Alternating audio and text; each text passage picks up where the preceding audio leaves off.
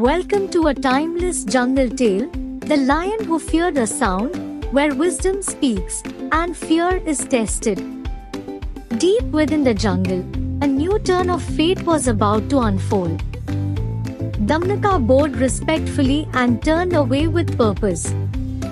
Leaving Kartaka behind, he walked alone with sharp eyes and a sharper mind. His destination was the mighty king of the jungle, Pingalka. As the king saw him approach, curiosity flickered in his eyes. "Let him enter freely," the king commanded with authority. "The son of my former minister deserves no barrier." Damanaka stepped forward, calm, composed, yet quietly calculating. "Are you well? And why have you stayed away for so long?" "Your Majesty, a servant needs no invitation when duty calls.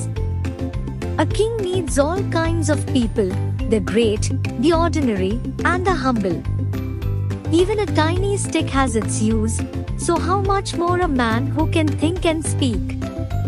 We served you in both good times and difficult ones without hesitation. Yet we were dismissed, and that was unjust. The blame, my king, rests not on others, but on you. A ruler who cannot tell glass from diamonds loses true loyalty. For no wise man stays where right and wrong are confused. A true servant remains steady, whether in honor or in insult. Kings and servants depend on each other for their very existence. No king exists without servants, and no servant without a king. When pleased, a king rewards with gold, and loyal servants give their lives in return." Damanaka paused, then spoke again with quiet confidence. "Do not judge us as lowly just because we are jackals. Silk comes from worms, gold from rocks, and the lotus rises from mud. Fire comes from wood, and precious gems from a cobra's hood. In the same way, greatness can rise from the humblest origins."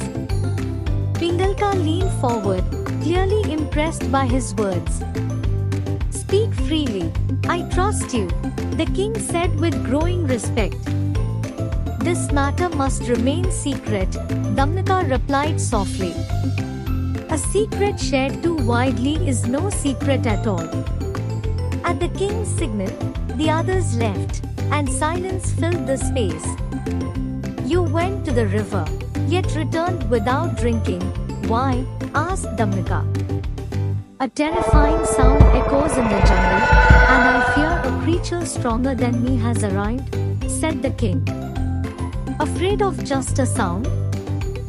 Then stay tuned for the next story to discover what happens next.